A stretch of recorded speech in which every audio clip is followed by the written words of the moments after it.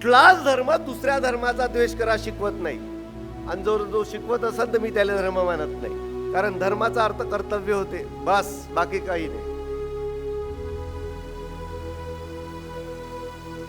असं असताना या धर्मनिरपेक्ष शब्दाच्या माग शिक्षकांनी ताकदीनं उभं राहणं गरजेचं होतं. हा धर्मनिरपेक्ष शब्द मनामध्ये रुजवणं गरजेचं होतं, आणि ते न झाल्यामुळं या देशातले महापुरुष धर्मात आणि जातीत वाटल्या गेले. हे नीट समजून घ्या. अखंड भारत आणि त्याच्या सार्वभौमत्वाचा इतिहास पहिले समजून घेऊ. भारताचं संविधान जन्मल्यानंतर त्याच्या प्रास्ताविकेमध्ये सार्वभौम हा शब्द आलेला आपण सगळेजण जाणता. सार्वभौमचा अर्थ होते तिथल्या नागरिकांना असणारा अधिकार. ते नागरिक कोणाचे गुलाम नसतात, ते नागरिक त्या देशाचे मालक असतात. मालक याचा अर्थ करते धरते, निर्णय घेणारे. असे नागरिक आपल्या देशात होते का? थोडासा मागोवा घेऊ. 13.5 अब्ज वर्षापूर्वी स्फोट झाला. हायड्रोजन मोठ्या ताकदीनं फेकल्या गेलं. खूप साऱ्या दीर्घिका तयार झाल्यात, गॅलेक्सीज तयार झाल्यात. आपली गॅलेक्सी तयार झाली. आजपासून 5 अब्ज वर्षापूर्वी सूर्य तयार झाला. 4.5 अब्ज वर्षापूर्वी पृथ्वी तयार झाली. त्यानंतर काही अब्ज वर्षांतर आदिजीव तयार झाला. त्यापासून या पृथ्वीवरच्या सगळ्या प्रजाती निर्माण झाल्या. सगळ्यात आधी कणा नसणारे, पाठीचा कणा नसणारे, उदाहरणार्थ गोगलगाय, अपृष्ठवंशीय. या अपृष्ठवंशीयपासून एक गोष्ट मला लक्षात आली, यांना पाठीचा कणा नव्हता. गेल्या काही वर्षापासून तुम्ही आजूबाजूला काही लोक पाहत असणार याच्या पाठीला कणा नाही आहे, तर हे त्याचे वंशज आहेत. त्यानंतर पृष्ठवर्गीय आलेत, उदाहरणार्थ फिश. मग उभयचर आले, म्हणजे बेडूक जो पाण्यातही राहत होता, जमिनीवरही राहत होता. मग पक्षीवर्गीय आलेत. मग सरपटणारे आलेत म्हणजे विकसित झालेत, उत्क्रांत झालेत. आणि सगळ्यात शेवटी उत्क्रांत झाले सस्तन प्राणी, जे बाळाला जन्म देतात, पालनपोषण करतात. इथपर्यंत माणूस कुठंच नव्हता. आफ्रिकेच्या जंगलात ॲप वानर या प्रजातीपासून माणसासारख्या दिसणाऱ्या प्रजाती डेव्हलप झाल्यात. आता इथे एक प्रॉब्लेम आहे. आपल्या इथं वानरं येत असते, वानरं, आपण त्याला वानरं म्हणतो, माकडं, बंदरं. तर नेहमी घरचे मोठे माणसं म्हणते आपले पूर्वज आले म्हणते. आपण कोणता शब्द कुठेही वापरून टाकतो, त्याचा अर्थ घेत नाही, त्याचा अर्थ जाणून घेत नाही. त्या दिवशी माझे एक मित्र आहे, शिक्षक, प्राध्यापक आहेत, त्याच्या घरी मी गेलो. त्यांना मुलाचा ओळख करून दिली. म्हणे हा प्रणय. मी म्हटलं नाव नाही, नाव निघालं होतं म्हणे पवर. अरे म्हणलं आपण प्राध्यापक झालो ना, आताही नाव दुसऱ्या राष्ट्रवाचे काढायचे. पण म्हटलं याचा अर्थ माहिती आहे का तुम्हाला? हो म्हणे प्रणय. प्रणयचा अर्थ होते स्त्री पुरुष एकत्र येण्याची प्रक्रिया. आणि ह्या गावभर सांगून आपल्या पोराचं कौतुक, ह्या आमचा प्रणय. तसंच वानराचं झालं आहे. माकड आणि वानरात फरक आहे. वानर म्हणजे ज्याला शेपटी नसते, ते ज्याला कपी असं म्हणतात. आपण माकडाचे वंशज नाही आहोत. आपले पूर्वज माकड नव्हते. आपले पूर्वज होते ॲप वानर. वानर म्हणजे ज्याला शेपटी नाही. त्या प्रोसेसमध्ये काही आपले सावत्र भाऊ, आत्ते भाऊ, चुलत भाऊ जन्माला आले, विकसित झाले. उरांगुटान, चिंपॅन्झी, गोरिल्ला, हे सगळे मी थोडक्यात घेतो, कारण खूप महत्त्वाचा हे विषय समजून घ्यासाठी. आजपासून 1 लाख वर्षापूर्वी या पृथ्वीवर कमीत कमी 4 ते 5 प्रजाती होत्या माणसाच्या. उत्खननामध्ये सगळ्यात आधी आयडेंटिफाय झाला ज्याच्या जो शस्त्र सापडले त्याला नाव ठेवण्यात आलं होमो हॅबिलिस. होमो म्हणजे मानव, होमो हॅबिलिस याचे जो शस्त्र होते सापडले, पण हा वाकलेला होता. आणखी याच्यापेक्षा विकसित अवशेष सापडले, त्याचं नाव ठेवण्यात आलं होमो इरेक्टर, ताट करण्याचा माणूस. यापेक्षा आणखी विकसित आणि वेगळ्या प्रजाती सापडल्या जर्मनीमधल्या निअँडरथल या गावात, म्हणून या प्रजातीला नाव ठेवण्यात आलं निअँडरथल. शक्तिमान माणूस, प्रचंड बलाढ्य होता. आजपासून 30 ते 40 हजार वर्षापूर्वी हे प्रजाती नामशेष झाली पृथ्वीवरून. यापेक्षा एक वेगळी प्रजाती सापडली जिचं नाव ठेवण्यात आलं होमोसेफियन. आणखी विकसित झाली, त्याचं नाव आपण सगळे जाणता होमोसेफियन सेफियन. तुम्ही मी होमोसेफियन सेफियन आहोत, पण आपल्या जीन्समध्ये निअँडरथलचा जीन्स आहे, कारण हे समकालीन आहेत.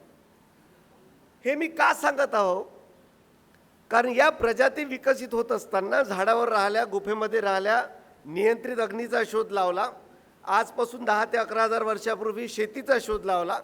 शेतीचा शोध या जगात आलेल्या स्त्रियांनी लावला. त्या स्त्रियांसाठी जोरदार टाळ्या झाल्या पाहिजे. शेतीचा शोध लागल्यावर दगदग थांबली, धावपळ थांबली. 12माही वाहणाऱ्या नद्यांच्या शेजारी अनेक टोळ्या विकसित झाल्यात. उदाहरणार्थ नाईल नदी, इजिप्त संस्कृती विकसित झाली. सिंधू नदी, हडप्पा संस्कृती विकसित झाली. ओआंग नदी चीनची, तिकडे आपली गंगा नदी असेल. 12माही वाहणारे पाणी, चांगलं वातावरण, अन्नाचा पुरवठा व्यवस्थित होता, या पद्धतीच्या सगळ्या गोष्टी असन त्या तिथं विकसित झाल्या प्रजात्या. टोळ्याचं गावात रूपांतर झालं. नेतृत्व प्रत्येक टोळीत असायचं. पुढे त्याच्यातून राजेशाही आली, पुढे लोकशाही आली, सगळं जाणता. मी थोडं आणखी मागं जातो. हे सगळं होत असताना विविध संस्कृती उदयास आल्यात. सिंधू आली, पुढे वैदिक आली, वेगवेगळे धर्म जन्माला आलेत. जैन धर्म इसवी सन पूर्व 599 ते इसवी सन पूर्व 527 वर्धमान महावीरचा हा काळ आहे. 11वे तीर्थकर आपण त्यांना म्हणतो. इसवी सन पूर्व 563 ते इसवी सन पूर्व 483 तथागत गौतम बुद्धांचा काळ, बुद्ध धम्म आला. पुढे ज्यू आहे, ख्रिश्चन आहे, इस्लाम. इस्लामचा अर्थ शांती होतो, बरोबर ना? इस्लामचा अर्थ शांती असा होतो. इस्लाम आला, पारशी आला, शीख धर्म आला, वेगवेगळे धर्म आलेत. आजचा आपला विषय नाही. आजचा आपला विषय धर्मनिरपेक्ष आहे, धर्म नाही, त्यामुळे मी त्याच्यावर बोलणार नाही. वेगवेगळे धर्म आलेत. मग राजेशाही होती, जनपथ आलेत भारतात. मी अतिशय शॉर्ट घेतो कारण वेळ नाही आपल्याकडे. जनपथ आलेत. इसवी सन पूर्व 325 चंद्रगुप्त मौर्य आलेत. आणि पुढेत सम्राट अशोक इसवी सन पूर्व 273 सत्तेवर आलेत. तुम्हाला खोटं वाटून मी सांगितलं पाहिजे, मला मोह आवरून नाही राहिला. जेव्हा सम्राट अशोक सत्तेवर आलेत, धम्म स्वीकारला, त्या काळामध्ये जगभरात यादी युद्ध सुरू होते. तो चीनचा राजा तिथलं ऐतिहासिक भिंत बांधण्यात बिझी होता आणि आपला इथला सम्राट अशोक राजा हा गावागावात जाऊन शांतीचा संदेश देत होता, बुद्धाचा संदेश देत होता. म्हणून तिरंग्यावर अशोक चक्र आहे. शेवटचे मौर्य राजे बृहद्रथची हत्या झाली, तुम्हाला माहिती आहे. पुष्पशुंग मित्राने केली. मनुस्मृती हळूहळू रुजायला लागली. काही घराणे त्याही वेळेस होते, नंतर आलेत भारतामध्ये वेगवेगळ्या ठिकाणी, कारण सार्वभौमत्व समजून घ्यायचं आपल्याला. शुंग घराणं होतं, इंडो ग्रीक राजे पण होते, कुशाल राजे होते, गुप्त राजघराणं होतं, वर्धन राजघराणं होतं. एवढंच काय तर दक्षिणेमध्ये सुद्धा काही राजे होते. चेर, पांड्य, चोळ, सातवाक, वाकाटक, चालुक्य, पल्लवी, राष्ट्रकूट हे सगळे वेगवेगळे राजे दक्षिण भारतामध्ये राज्य करत होते. 8व्या शतकात पहिल्यांदा अरब सेनानी, ज्याचं नाव होतं मोहम्मद बिन कासिम, यानं पहिल्यांदा सिंध प्रांतावर हल्ला केला. हा पहिला आहे ज्याच्यामुळं अरबीय लोकांशी राजकीय संबंध भारताचा पहिल्यांदा आला. याच्यानंतर मग मध्य आशियातील तुर्क आहे, अफगाण आहे, मुघल आहे, भारतात आले. पुढे राज्य त्यांनी केलं, तुम्हाला माहीत आहे. हे पुढं केल्यानंतर या देशामध्ये मोठ्या प्रमाणात धर्मामध्ये वाद सुरू झालेले होते, जाती वाद सुरू झाले होते, वर्णव्यवस्था ठासून आलेली होती. ही वर्णव्यवस्थेला कमी करण्यासाठी, त्याचे जहर कमी करण्यासाठी, धर्म सुधारण्यासाठी या महाराष्ट्रामध्ये, देशामध्ये संतांनी खूप मोठं काम केलेलं आहे. आणि महाराष्ट्रामध्ये संतांनी ज्या पद्धतीनं काम केलं त्या आधारावर त्याची बरीच मदत छत्रपती शिवाजी राजांना स्वराज्य उभं करण्याकरता झाली, हा इतिहास आहे. छत्रपती शिवाजी राजे सत्तेवर येतात, पुढे पेशवाई येते, 1818ला पेशवाई संपून जाते, पुढे इंग्रजांचं राज्य येतं, स्वातंत्र्य संग्राम होतो आणि स्वातंत्र्य मिळण्याच्या आधी संविधान सभेची निवडणूक होते 1946ला. 389 सदस्य निवडले गेलेत. पाकिस्तान वेगळं झाल्यावर या सदस्यांची संख्या 299 आली. याचा अर्थ भारत पाकिस्तान एकत्र असतानाही निवडणूक झाली. नवीन पिढीला माहीत नाही आमच्या हे, त्या म्हणून मुद्दाम संदर्भ दिला.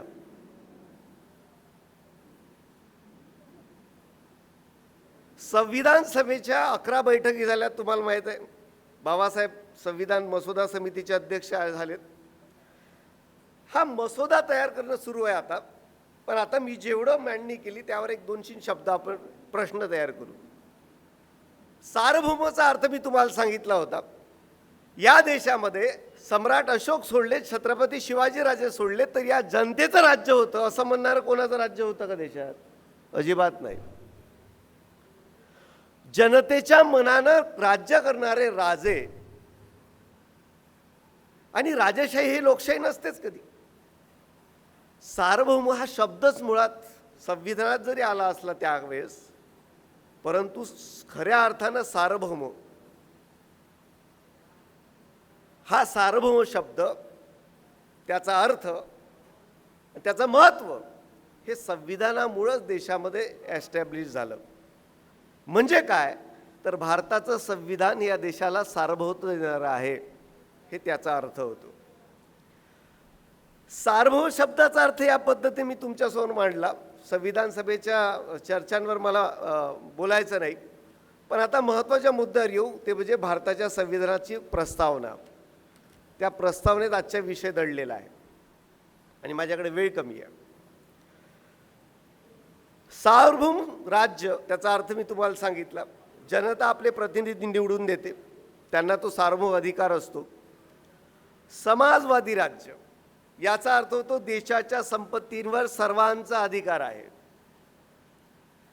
धर्मनिरपेक्ष, या देशाचा कुठलाही अधिकृत किंवा या राज्याचा, या प्रशासनाचा कुठलाही अधिकृत धर्म नसेल. आता मी तुम्हाला गंमत सांगतो, मग नवीनजी आणि बोलतील या विषयावर. हे जे धर्मनिरपेक्ष आहे ना, या धर्मनिरपेक्षतेचे काही तत्व आहेत आणि त्याची रोज हत्या सुरू आहे. हे धर्मनिरपेक्ष तत्व तुमच्या माझ्या देशातल्या विविध धर्म संस्कृतींच्या परंपरांना, प्रतीकांना बांधून ठेवते. हे एवढं महत्त्वाचं आहे धर्मनिरपेक्ष. तुमचा माझा देश एवढ्या ताकदीनं पुढे आला त्याचं कारण हे धर्मनिरपेक्ष तत्व आहे. आणि या धर्मनिरपेक्षच्या तत्वांमधलं एक तत्व आहे महत्त्वाचं, आपल्या देशाच्या राज्यसंस्थेचा कुठलाही एक धर्माचा पुरस्कार केलेला नसेल. खरं खरं सांगा, कुठे जाहीरपणे, कुठे लपून, कुठल्या तरी विशिष्ट धर्माच्या प्रचारासाठी काम करणं सुरू असतं, दाखवणं तरी सुरू असतं. दुसरं तत्व आहे आपल्या प्रत्येक व्यक्तीला आपल्या किंवा त्याच्या पसंतीच्या धर्माची उपासना करण्याचं स्वातंत्र्य. सातत्यानं टीका, हे शुक्रवारी आंघोळ करते, हे शुक्रवारी तिथं जाते, मग हे कॅन्डलच लावते. त्याचं कारण आहे ना, धर्माच्या आधारे व्यक्तीमध्ये भेदभाव करता येत नाही. सर्व धर्माच्या लोकांना राज्यघटनेकडून समान वागणूक आहे, हे तत्व आहे धर्मनिरपेक्षतेचं. तरी आणि सोबतच धर्म आणि भाषिक अल्पसंख्याकांचे संरक्षण करण्यासाठी संविधान विशेष तरतुदी केल्या आहेत. अल्पसंख्याकांना आपापली भाषा किंवा संस्कृतीची ओळख जोपासण्याचे स्वातंत्र्य आहे. असं असताना मस्जिदीच्या समोर काहीतरी करणे, एखाद्या विशिष्ट धर्माच्या प्रार्थना स्थळाच्या समोर वेगळंच काहीतरी गाणं लावणे, कुठला तरी मेसेज व्हायरल करणे, चुकीचा इतिहास पाठवणे, कुठेतरी अपमान झाला म्हणून मेसेज व्हायरल करणे, सातत्यानं धर्मनिरपेक्ष तत्वाला किंवा धर्मनिरपेक्षतेला कमी करण्याचे प्रयत्न सुरू आहेत. तुम्हाला माहीत नसेल, हे जे धर्मनिरपेक्ष तत्व आलं आहे हे नंतरच्या घटना दुरुस्तीत आलं 42. मी जेव्हा लहान होतो ना, मी सांगितली पाहिजे ही गोष्ट. आमच्या परिसरामध्ये काही लोक बोलत असायचे त्या कॅन्टीनवर. तर कॅन्टीनवर बोलत असताना सातत्यानं काही लोक या धर्मनिरपेक्ष विषयावर बोलायचे. चुकीचा आहे शब्द, देशाला कायला धर्मनिरपेक्ष पाहिजे. खरं तर कोणता धर्म पाहिजे, कोण्या धर्माचा देश पाहिजे हे नंतर आलं, पण त्याच्या बेसिक जे मांडणी डोक्यात टाकणं जे सुरू झालं, धर्मनिरपेक्ष शब्द चुकीचा आहे. बरं, आपल्या देशातल्या लोकांना शब्दाचे अर्थ किती कळते तुम्हाला प्रणयवरून लक्षात आलं असेल की शब्दाचे अर्थ कितपर्यंत पोहोचले आपले. धर्मनिरपेक्ष या शब्दाचा अर्थ अभ्यासक्रमातून, दैनंदिन जीवनातून, समाजामध्ये जर रुजला असता तर आजची परिस्थिती नसती. आणि आज जी परिस्थिती निर्माण झालेली आहे, शब्द जो आहे धर्मनिरपेक्ष, हा धर्मनिरपेक्ष शब्दाचा अर्थ आमच्या पिढीला कळला नाही, याचा सर्वस्वी दोष मी माझ्या देशातल्या शिक्षकांना देतो. तुम्हाला मान्य असेल तर टाळ्या वाजवू शकता. मी शिक्षक असताना मी दोष देऊन राहिलो शिक्षकांवर. त्याचं कारण असं आहे, त्याचं काम होतं भारताच्या संविधानानं सांगितलेली लोकशाही दिवसेंदिवस मजबूत करणे. त्याचं शिक्षण, त्याचा अभ्यासक्रम हा धर्मनिरपेक्ष आहे. तुम्हाला माहीत नसेल, या देशातला जो अभ्यासक्रम आहे तो धर्मनिरपेक्ष होता. आता आहे का मला माहीत नाही, वेगवेगळ्या राज्यामध्ये वेगवेगळं काही राहू शकते. का चालू आहे तुम्हाला माहीत आहे. आम्ही शिक्षकांनी आमच्या विद्यार्थ्यांमध्ये एक तर वैज्ञानिक दृष्टिकोनही नाही रुजवला. काही शिक्षक सोडून सगळे शिक्षक तसे नाहीत. सगळ्या शिक्षकांना मी म्हणत नाही आहे, सगळ्या प्राध्यापकांना मी म्हणत नाही आहे. एक तर वैज्ञानिक दृष्टिकोन व्यवस्थित रुजला नाही, तो रुजवला गेला नाही. धर्मनिरपेक्षता सुद्धा रुजवल्या गेली नाही. खरं तर मी त्या काळात होऊन गेलेल्या राजकीय लोकांवर दोष देऊ शकत होतो, मला तो द्यायचा नाही आहे. ज्याचं काम त्यानं केलं पाहिजे, त्यानं त्याचं नसन केलं. मी माझं काम काय आहे ते मी जाणतो शिक्षक म्हणून, त्यामुळे मी माझ्या पेशाबद्दल बोलीन. शिक्षकांनी ज्या पद्धतीनं भारतीय संविधानातल्या धर्मनिरपेक्ष शब्दाला पोहोचवायला पाहिजे होतं, तो पोहोचलं नाही. आणि त्यामुळे मित्रांनो या सगळ्या गोष्टी झाल्यात. जर धर्मनिरपेक्ष पोहोचलं नसेल तर साहजिक आहे तुमच्या माझ्या देशातल्या वेगवेगळ्या धर्मात जन्माला आलेल्या विद्यार्थ्यांच्या मनामध्ये आपल्या आपल्या धर्माबद्दल अभिमान असेल, तो असू द्या. पण जर धर्मनिरपेक्ष हा शब्दाचा अर्थ पोहोचला नाही तर दुसऱ्या धर्माबद्दलचा द्वेष असतो. हे नीट समजून घ्या. कुठलाच धर्म दुसऱ्या धर्माचा द्वेष करा शिकवत नाही. आणि जो शिकवत असेल तर मी त्याला धर्म मानत नाही. कारण धर्माचा अर्थ कर्तव्य होते, बस, बाकी काही नाही. असं असताना या धर्मनिरपेक्ष शब्दाच्या मागं शिक्षकांनी ताकदीनं उभं राहणं गरजेचं होतं. हा धर्मनिरपेक्ष शब्द मनामध्ये रुजवणं गरजेचं होतं. आणि ते न झाल्यामुळं या देशातले महापुरुष धर्मात आणि जातीत वाटल्या गेले, हे नीट समजून घ्या. हे म्हणूनच झालं. धर्मनिरपेक्ष शब्द हा रुजला नाही, रुजवला गेला नाही आणि सातत्यानं भारतीय संविधानाला एक चेहरा सांगितला गेला. बाबासाहेबांचं संविधान, बाबासाहेबांचं संविधान, बाबासाहेबांचं संविधान. बाबासाहेबाला एक जात लावून टाकायची बरोबर, मग संविधान बाबासाहेबाचं म्हणायचं. इनडायरेक्टली असं संविधान एका विशिष्ट जातीचं होऊन जाते. हा छुपा डाव असतो.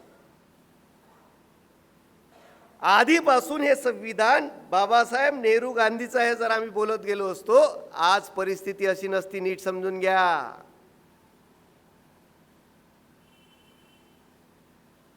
आणि म्हणून आज जे आरक्षणाबद्दल सुरू आहे, या आरक्षणाबद्दल 9व्या वर्गाच्या अभ्यासक्रमामध्ये 9व्या वर्गाच्या इतिहासाच्या 9व्या धड्यात नमूद आहे. 1971ला जनगणनेनुसार अनुसूचित जमाती जाती 22% होत्या. त्यानुसार त्यांना जे काही शासकीय योजनांचा लाभ घेता येईल किंवा त्यासाठी तयार करण्यात आल्या. 100% गरजेची आहे. अरे गावातले आम्ही ढोरं मोजतो ना, गाई किती आहे, बकऱ्या किती आहे, कोंबड्या किती आहे, संडाचं किती आहे.